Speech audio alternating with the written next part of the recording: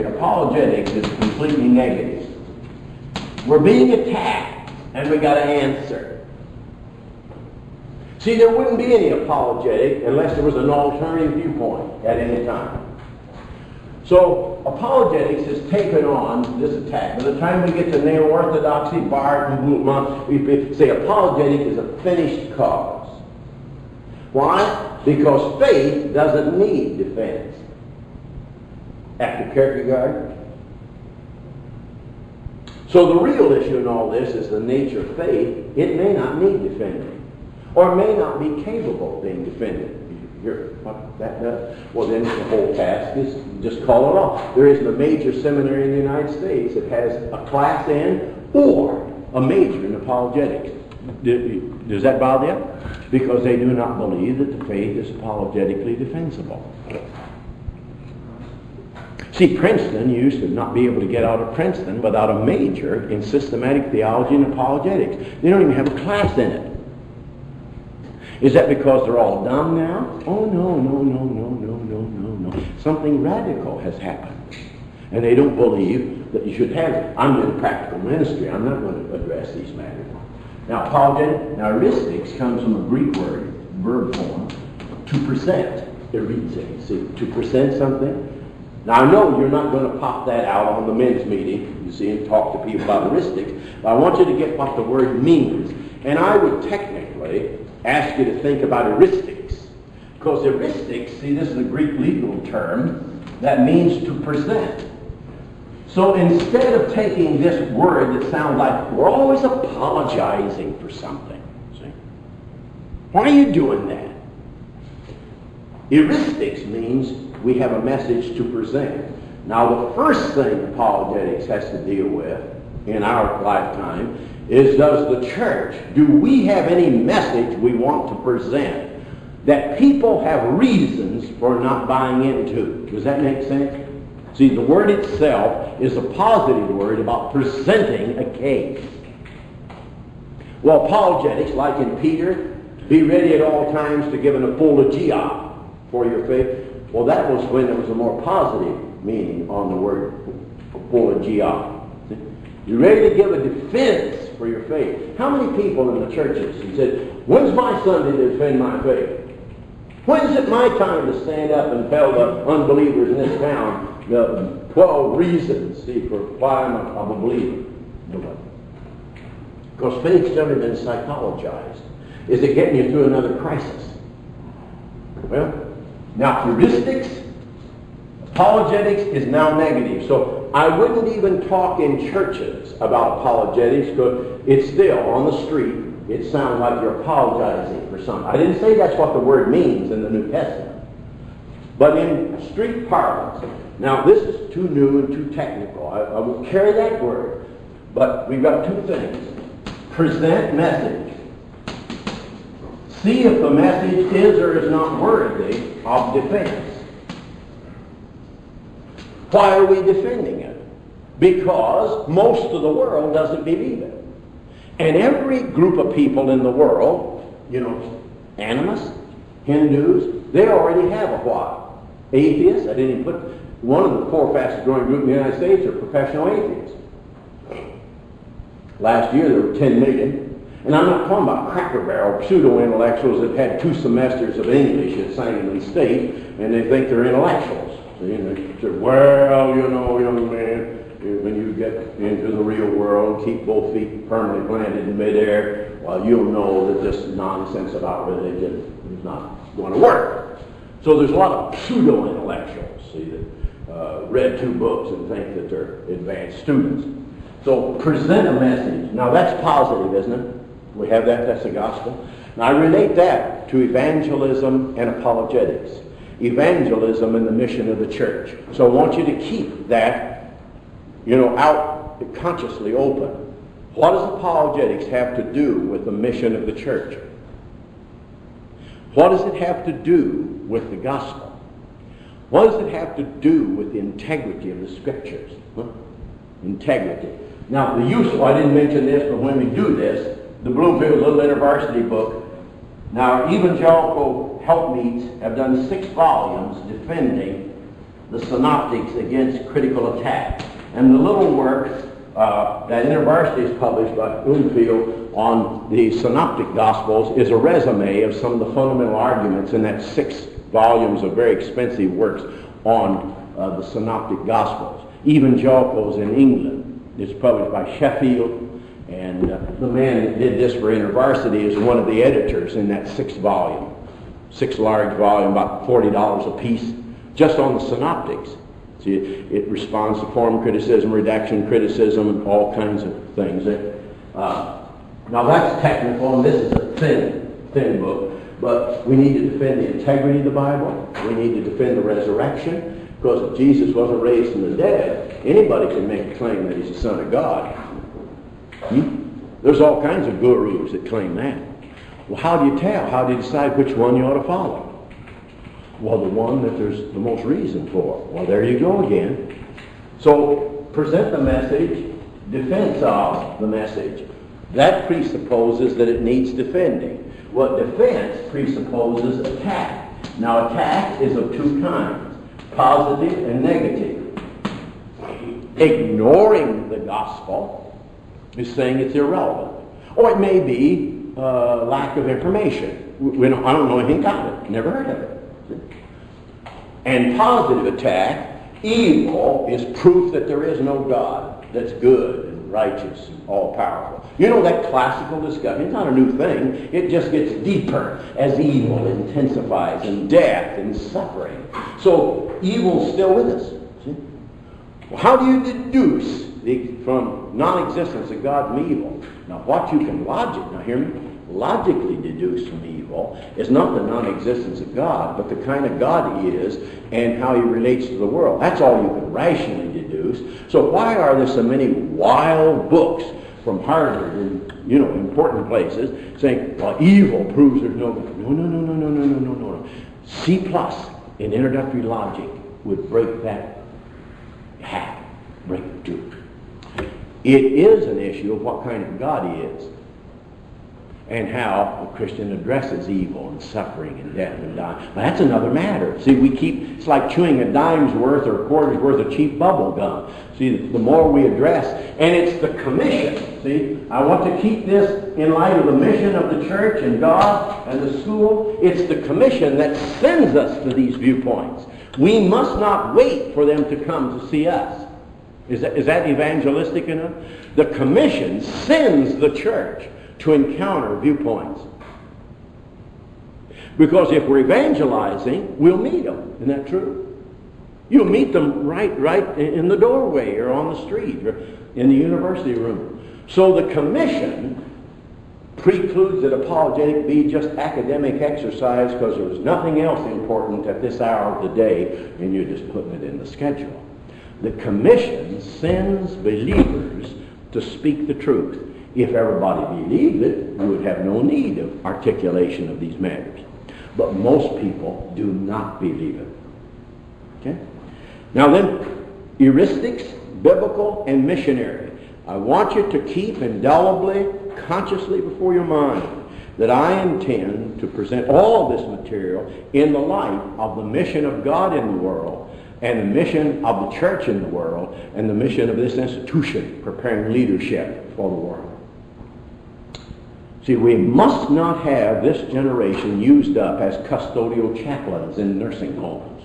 I don't mean that we don't need loving care in nursing homes, but I mean we can't have all the ministry of the church in nursing homes. Okay? This is over leadership. This is not over not caring. Let the elders care. Let the deacons care for the nursing home. I'm for caring, but this is not an institution to prepare caring. The whole church should care. Now, of course, it doesn't. That's another matter. That shows you how deep the problem is even in the church. So these 3 things. The missionary task of the church. Then. Now, do you believe this? Anybody just devotionally, just preaching level, have any problem with it's the commission that sends us to Hindus, and that's why we have to understand. It's the commission that sends us to Islam, and we encounter Islam. We don't wait around and say, well, I'm not interested in that. It's the commission that sends us to atheists. It's the commission that sends us to plurals. Huh? See, we've been sent to these forces. We're not just sitting around waiting for them to bop us. Now, most people are. It doesn't mean we're not doing that, but I'm saying biblically we shouldn't do that. Well, I've seen a million times where the church, neighborhood change, they move out, leave a little work behind, rather than aggressively. Leave two Indian guides in a wagon there to be circled. Now, heuristics in evangelism, it's just play on words, and I'm not asking you to go around using the word heuristic, but what it's about, heurize, see, is to present a message. And that's about the commission, and it's the commission that causes the need of defense. And we have biblical examples of that, okay? Now that's all this tirade is about. Biblical examples from Old to New Testament. And, but look, some of the older works, let me show you. Down to bottom page 3, Harry Bleimer's Christian Mind. Well, there's hundreds of millions of books on the Christian mind and Christian worldview. Well, that's one of the more useful, and Harry's a Canadian, so I want to lift up Canadians there. Now, Colin Chapman, Eerdman, or Baker has reprinted this book. Very valuable, very valuable. Chapman, Christianity on Trial. And it's been reprinted. I didn't put that down because it didn't change any of the data on old syllabus, and I should have done that, but it's been reprinted. You might, when the money stacks up on you, see, want that book. Now, Geisler, he's a Thomist, and there's some useful material in Geisler's Christian Apologetics. But most of the people in the world won't be touched by any of the stuff in Geisler's work, except, he is well, it's a useful book, but we got to find the strengths and weaknesses and limitations of it. It's not like it's evil. It's much more limited than Geisler would be aware of from Liberty Mountain. Apologetics and syncretism. Now, what is syncretism? And when you talk about on page 4, Truth and Truths, Oral Reports, see, there is a book on reserve about truth in world religions. That'll be enough, but I want whoever chooses that project, and when I get back 2 weeks from today, we have sign-up sheets. So you got that much time. Hopefully all your work's done by the time I get back. It's just a matter of ordering it when you're going to speak. But I want you to take Kramer on. We have Kramer in the library. I didn't put him on reserve, but I was hoping that every mission student would say, oh, I read Kramer. See, that's the last person that the ecumenical movement, in 1938, he wrote the book by himself that was used around the world. But since he's Spartan, that's too conservative for them. It suggests, see, most people in our world are universalists. Everybody's saved. So universalism is also an apologetic matter. Everybody's saved. Well, that's entailed in pluralism. Buddhists are saved. Good Buddhists and good Hindus and good witch doctors. These are all good. But all that's a work salvation. See, the karma wheel's broken, and I don't want to be a rattlesnake, so you have to do more and more work. But it's no longer what they used to call the old Christian universalism. Oh, no. They're trying saved by Christ whether they know it or not. No. Correct. See, it's no more Christians Anonymous like Karl Rahner. Yeah. So that's an apologetic matter. See, if everybody's saved, then we certainly, you don't need to be in the United States, hopefully being helped without education. Why? Stay home and help the people there. You don't need to go to China. See, if everybody's saved, why do you want to bother people? You see what happens if everybody's saved, what happens to the commission? Well, that's self-evident in an advanced group like yourselves. So we don't need to argue about it, you just need to address the matter. What? You got to qualify what saved means, because there really is no person. No, right. This is reincarnate. More people in the United States, more college students, statistically, by the galloping pollster, more college students believe in reincarnation than in the incarnation. Do you think that's not a crisis? I do. Now, globalization, that's a catchword that the Accrediting Association wants us to use, but I don't mean what they'll mean, because most people that use the word globalization are pantheists. See? Globalization is that this is God's world, and whatever's in the world is a matter to be addressed.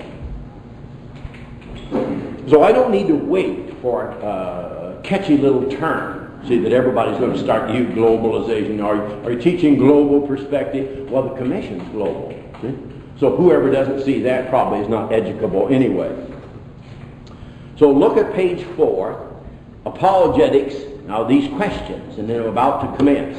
And it will commence technically at 11 o'clock. Page 5, you see that? Page 5.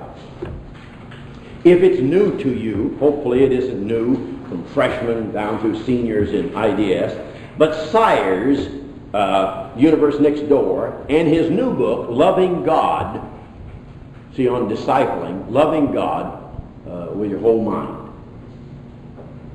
See, Deuteronomy 6 and Matthew 22. What's the greatest commandment? It says, love God. Well, that is an apologetic phrase. That's an apologetic verse. How do we love God? With our whole being. We don't just love Him with touchy-touchy or singing a song and crying. We love Him with our whole beings. And the Hebrew vocabulary, Septuagint vocabulary, and how it's quoted in the New Testament and the Septuagint, to love Him with your whole mind, that Hebrew and Greek vocabulary means your thinking equipment. Notice it's first. With your whole mind and soul, your whole being. So apologetics must address the whole person. Now some people are emotional and some people think, but see, we can't allow the faith to be put in people's hands that can't state it. Any more than the Medical Association will let just anybody put up a shingle that they're brain surgeons. Okay. Now these questions. And memorize these. Memorize the things, worldviews, ways of perceiving the world. Since every culture in the world perceives the world a certain way, and we either get revelation from God, which isn't self-evident, or we have to study them. We study different cultures to find out where they're coming from. Here's some questions. 7 basic, and look at Sayers' book and Marshall. Now the best studies, but they're more technical. Stained Glass, Worldviews and Social Sciences. I didn't even use this book last semester in Christian Faith and the Social Sciences, but it has a long argued section on worldview in relationship to the social sciences. And in Jim Althius up at Toronto, he has a brilliant essay on worldviews, which is really tracing the concept of worldview. That's a word, I've never heard of it, and surely it's not important. Here's some questions, and then we'll stop for chapel and just a general time of fun and laughter. Every worldview, everybody from animists, Hindus, Marxists, everybody, what is prime reality? What is really real? God? Gods? Cosmos? Cosmic mind? I don't mean that ends the list, but every worldview, every religion in the world gives an answer to that question. What is ultimately real? And that's what we have to find out. And then how that explains things. A second question, it's not just down here, I'm asking you to memorize it so we can keep them up at the conscious level as we start looking at apologetics. I thought you wanted to borrow money. What is the nature of external reality? Now notice, on the basis of certain views like an idealism or Hinduism or mysticism, there is no internal and external. See, to even raise the question is assuming something about human. Internal and external. See, a materialistic worldview has no place for internal and external. Those of you that are conversant with psychology, when Skinner published his behaviorism book in the 1950s, he said there is no such thing as internal. Well, you wouldn't think that there was internal on a rock. You wouldn't talk to a rock or a blade of grass and said, now what's your internal psyche doing there, rock or grass? Only human beings. But see, that's a whole viewpoint of just talking like that. Now, a third question, what is a human being? What does it mean? Is man a complex machine? A sleeping God? Like in Hinduism, see, you can accomplish anything. And the human potential movement, you know, all the positivistic thinkers from Schuller, Peel, the appeal of Peel. There isn't anything you set your mind to it you can't do. Now, some people need to think more positive than they do, but that's an absurd viewpoint because clearly just thinking about things doesn't mean that you can accomplish them. See? And that's totally absurd. But so many people down in the mouth about those things, they'll try it out. And it helps them so much, they think it's true. In that worldview, though, at least you can create reality. Oh, see, if you couldn't, what they said. if you couldn't, all of Freudianism, all psychoanalytic theories would be nonsense. So you just take a simple thing like fear. What are you afraid of? Well, I don't know. Well, there's something there that the mind can't. See, I am afraid of a cobra. But I'm not afraid of cobras when I'm not around them. Where is fear? Now, anxiety can't specify an object. Fear specifies an object. See what that's? So, but we can make up an object. That's how you get pathology, human pathology. And the part of Freud in the analytic tradition is correct. Here's a person that's jealous, husband or wife. No reason for it. See? But the person still is jealous. So, I haven't done anything. I don't know why. You see, there is a constitutive activity of the human psyche. It's partly correct. Peter Berger's partly correct. There is such a thing in Luhmann in the social construction of reality. But everything in the world is not socially constructed. Some things are. Well, what's it have to do with apologetics? Now, what does it mean? Machine, sleeping God, created in the image of God, or a naked ape? Or trousered ape? See, not nakedness now. We've advanced beyond it. And now we're going back to naked again. Now, what happened to a person at death? Now, viewpoint, animism will give one answer. Hinduism will give one answer. Islam will give one answer. Christianity will give one answer. An atheist will give one answer. So you just stuff them in the ground. Well, why spend $7,000 or $8,000 just stuff a shovel full of dirt in the ground? See, we give answers to these questions. Since everybody has a view of reality of some kind, and everybody dies, almost everybody, then these are appropriate questions to every culture in the world, and every viewpoint. Then next, why is it possible to know anything at all? See this truth question? See, when we say, I want to accept Jesus because he is the truth. Well, I'm a Buddhist and I've got some truth. I'm a Hindu and I've got some Jehovah's Witness. I'm a Mormon. I've got some truth. See, because no one can function outside of an institution that doesn't have some truth. You can't function in the world with no truth at all. But when the Bible says it's the truth, I don't mean that all the quadratic equations and all the equations in microscopic physics are located in the Bible. See? But the unifying center of the truth is in the Bible. But all the specific truths about geology and astronomy and physics and math aren't in the Bible concordance, not in my Bible. But when the Bible talks about truth, yada, 14 Hebrew words for knowledge, yada means to appropriate. You see, if the biblical doctrine of knowledge had been available to the church, Kierkegaard wouldn't have gotten off the ground. Because he was worried about people just knowing the creed that hadn't internalized anything. The Bible, in both grammar systems, Hebrew and Aramaic and Greek, knowledge, real knowledge, is internalized. But who does that? Clever preacher? Oh no, you have to buy it, and you internalize it by an act of the will. So it's like integration. Integration can't take place because we've got some dandy teachers. Integration takes place because you and I buy certain viewpoints and we turn it inside and say, hey, what does that have to do with anything?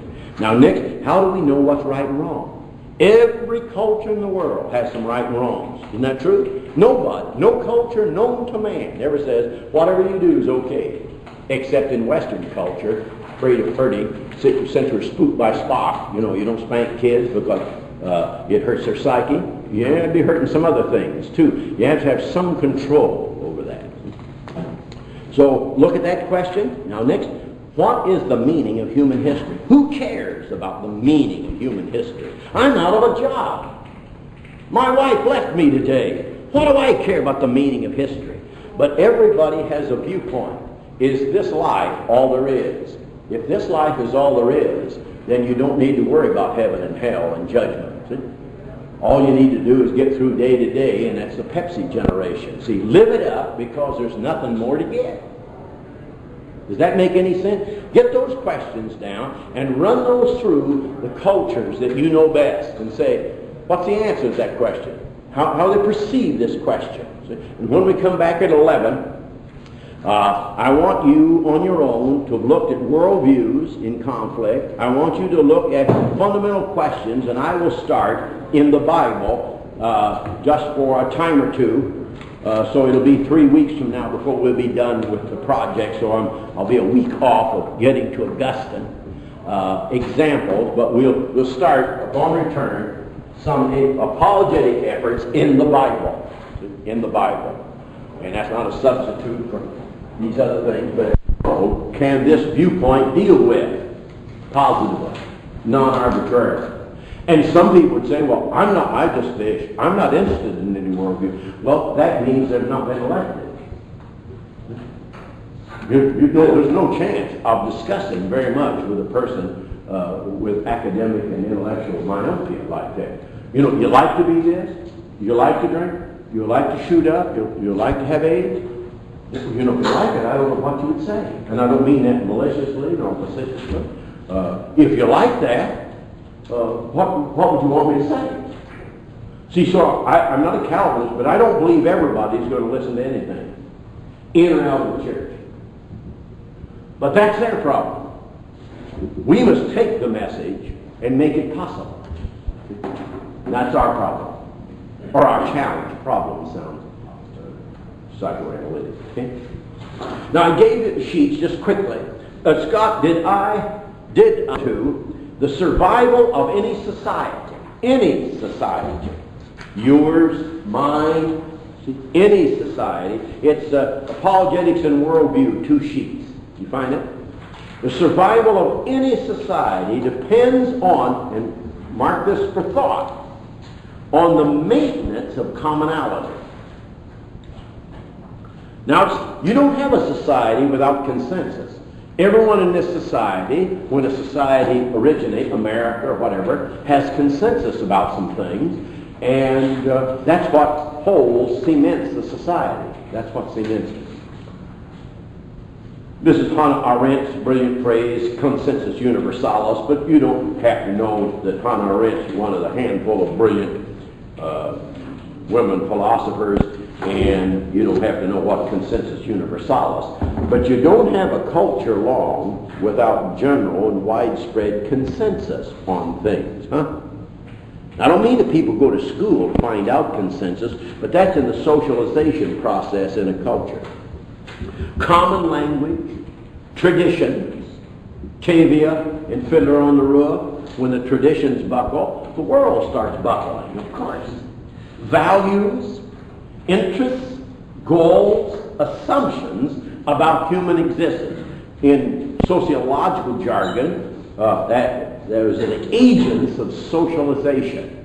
Every culture, when new babies are born, are socialized in that culture. Parents, grandparents, tribe, extended family, whatever, and they learn to see the world, to fish, to hunt, whatever, by the socialization process. But see, each cultural group, 24,000, have different socialization processes. One of the reasons they're different cultures. It's not merely the geographical location. Then cultures pattern perception. See, people think science is empiricism. I deny that. And we hear a lot about perception. We need to understand that perception does not show us very much of reality. See? So any epistemology based in perception, any theory of perception, is already going to short-sheet us. So I'm not an empiricist. I think I can refute that in epistemology class. But people, common sense talk people, said, well, I can perceive a tree, a gooseberry, a ham sandwich, but I can't perceive any universal. But explanation of anything always takes place in general or universal terms. We'll put that up, and it's about general terms. You see, in a general statement in logic cannot be refuted by a single or even several counterfactual claims. A general statement. It's generally true that we had snow. Well, we didn't have snow. It's false. No. But we have to be careful about the difference between this logically and this. Now, the universal statement, all men are lost outside of Jesus. All men's A-class proposition in classical two-valued logic. Propositions are either true or false. Now, if all men are lost without Jesus, a single counterfactual evidence against that would falsify a general statement. That means if we got word back that somebody was saved that's a good Hindu or a good Buddhist or a good atheist, see, but we got word from God that, well, I'm taking on all the good folk. See? Okay, well then this universal remark is gone. All of anything. So we need to make sure that we believe as we start that all truths in the world are not of equal value. I like, you do too, things like this. I like banana cream pie, but I wouldn't construct a worldview on the basis of that. I like Scott's mother's cooking, but that's not a universal worldview, is it, Scott? Even though it's true.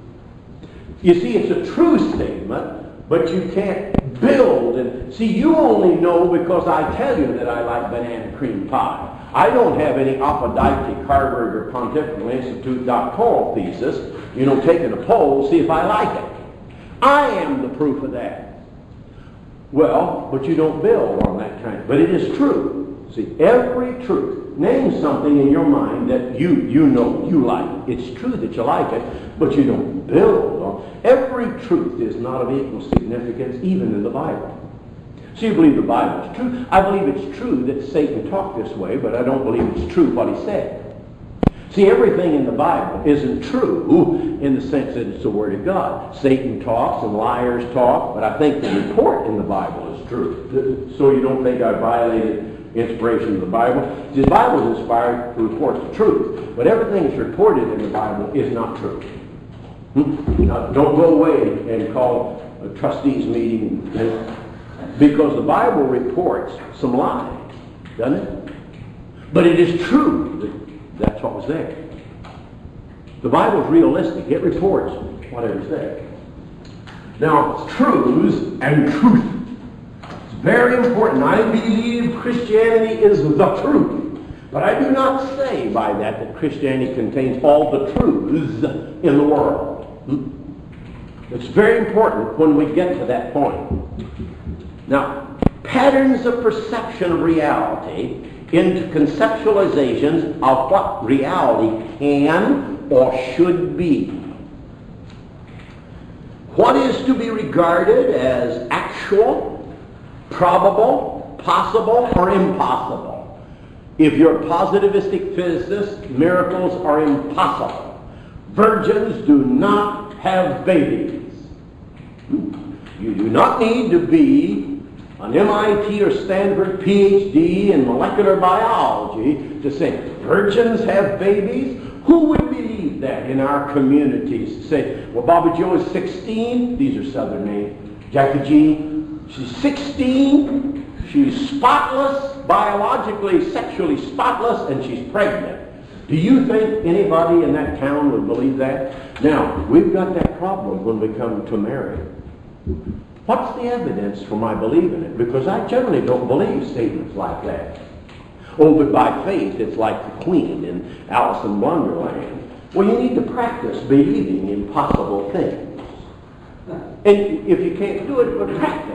When I was your age, the Queen told Alice, "Why believe 6 impossible things before breakfast?" Well, it'll take a lot of practice for me.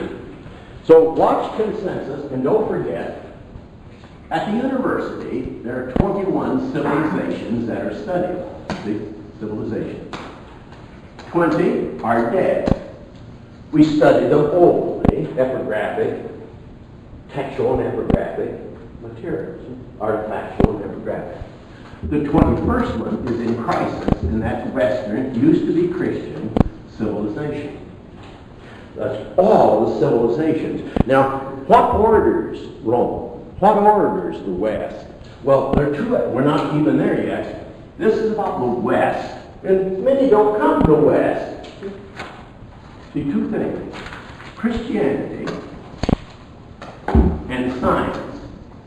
You can get F+ in the history of Western civilization. And still know that the two most powerful shaping, ordering forces in the Western world have been Christianity and science. Now, as science comes along, biblical criticism, Christianity went kaboom, see, as an ordering instrument. But then, as long as positivism held, science is the only source of truth there is. But by the 1928 to 34, Einstein, and by the 1950s, that model was totally out, so nothing orders it. And that's where we get the pluralism. There isn't anything that people know that's absolutely the case about everything, any place in the world. So this is over philosophy of science, this is over Christianity. Those two forces are the two most powerful forces, and you had consensus in the culture, not argued consensus. But you had consensus because we believe the Bible, we believe these things, just because it's in the Bible. Well, then there was a king that knew not, Joseph, was born. And after a while, you have a generation that didn't believe anything. See? Now watch, cultural patterns of perceptions, how you get differences. You read that, but the 5 things I want you to put down. A people's worldview is their basic model of reality. What is real, said the rabbit. You've read that in Alice in Wonderland. See a talking rabbit? Ask you what is real. Now, 5 major, and I don't believe these are revealed 5, but I think we can support them in actual contact with cultural data. It's about apologetics. Classical apologetics is all but impotent. And mere arguing, logic chopping, I'm going to prove to you this, I'm going to prove to you that, I'm going to prove to you these other 2 things. See, proof is a mathematical term. We'll proceed to that, I want to put that down. Proof is a mathematical term. And therefore, I do not talk about proving Christianity or proving, but you see, if we can get a lot of counterfactual evidence to the integrity of the Bible, if the resurrection is not possible, well, then it didn't occur. But see, when you say it's not possible, that's a worldview. When you say it might have occurred, that's over evidence. And then we have to interpret the evidence. There's no such thing as uninterpreted evidence any place in the world. Now, a worldview, and we just read that sentence, but this for memory is why I want you to mark it. The first function of a worldview in China, Thailand, Kansas City, Belgium, the first function is the explanation of how and why things got to be as they are, and why and how they continue or change. See, every child that's born in every culture receives an explanation system. Is that true? I mean, just think about, I'm not asking for a debate, but don't we grow up when these things are explained, and this is why this, and this is why that, before you go to school, see? Yeah. Explanatory. A worldview is the explanation we've received. Okay? Well, animals receive an explanation, don't they? Why the cow died? Evil spirits. Now, it has nothing to do with bacteriology, medicine, nothing, but spirits. All right? Now, the next thing worldview does, people serve as evaluational. What's that mean? Every group, ourselves, every group always interprets other people. How? From whose viewpoint? Agape, of course. That's why we preach and believe it. See, agape is not natural. Let me lay that on you. Selflessness is not a natural phenomenon. Whoever can pull it off, it requires God. Well, evaluation, because every culture looks at other cultures from whose viewpoint? You don't measure up. You're not like me. You don't look like me. You don't smell like me. You don't eat like me. You don't dress like me. Well, what makes you think you're valuable? Because you're not like me. Now, is that culture evaluational? Now, you think of these things. See human prejudice? It's not over black and white. That's a man. See, the Japanese hate the Filipinos. The Japanese also don't like Koreans. See, they hire them from house help. Well, that's a cultural matter. Now, in different cultures, we have different enemies. Huh? But human nature is that way all over. We just have different groups of people that are that way. All right, well, evaluational. Is that an apologetic matter? When we come to Israel and the Babylonians and Israel and the Canaanites, and, you see this? And Jesus and the Jews and Paul and the Greeks. Oh, yeah, the whole history of the church. Now, third thing, a worldview of a group. Now, don't go to a group and say, hey, tell me about your worldview. Say, tell me about what? See, I didn't say they knew about. That's the problem. Everyone has a worldview, but most socialization processes are subliminal. So you have to ask the right questions to see, oh, I never thought about that. I said, I can tell you that you haven't thought about one thing. You wouldn't say that to them, but I would. A worldview of a group also provides psychological reinforcement. We like each other because we believe the same thing, and we share the same thing, and we eat at the same hour, and we take the same classes, and we drive in the same thing, and we all think alike. So we like one another. So psychological reinforcement comes in culture, not by hostility and constant argumentativeness, but it's consensus. Now, I didn't say you go to school. See, worldviews, we inherit a worldview in the culture when we're born. Every culture, that's testable, see? Every culture, America, Oregon, Mississippi, Alabama, see, those are inherited. We inherit a worldview. But Christianity calls for conversion. That's not just so you'll be baptized and be a member of my church, and I can turn that into the standard so they think I'm baptizing 1,000 or so people a year and be on the continuing education committee of the North America. See, if there's ever a group of men that were ill-informed to make decisions for the church in the 90s, in the 21st century, you got hold of almost 100 men of 100 men. But culturally, we have to live with that. And I asked the doctor if I could take more than 3 or 4 Anacin a day. And he said, well, you shouldn't. So, when I'm up against certain things, I just said, I gotta go get an Anacin. But you can't take 6 or 8 Anacin 7 days a week. Now, get this, conversion. Now, notice the vocabulary of repentance and conversion of Scott's major Greek man. See, it's not an accident that the root systems and the somatic loads of conversion vocabulary and repentance vocabulary has to do with entering the mind, like Romans 1:2. You've got to have a continual present participle, the continual renewal of the thinking equipment. Because if we don't get it to the thinking level, the conscious level, nobody's going to give up their inherited worldview for another one. Why should anybody do that? Huh? What? See, the commission asks other people to give up their viewpoint for someone else. What for? And then if you think it's Western white missionaries bothering you, trying to boss everybody in the world, well, then you'd like it even less. But run through that. Scott will do that sometime for us. But then conversion gives us a new worldview. But this is not inherited culturally. So then it raises the problem of what effect the conversion to Christ has on cultural matters. I'll just put cultural. Now, everything is an evil in anybody's culture. Huh? Everything. But see, we have to hunt in our American culture, Thai culture, Chinese culture. We have to look for the things that have to go. See, Jewish evangelism is at a standstill because most people think that they have to be a Gentile. Well, how could a Jew ever be a Gentile? They can't. That's how they can. They can't do it. But becoming a Christian does not mean they're not Jews. And they eat the way they do. See, they dress the way they do. But some things have to change. See, part of evangelism and discipling is locating what comes through Christ and what culture. But it's not a matter. There isn't a Christian culture, an incubator to put people in. That's all over apologetics.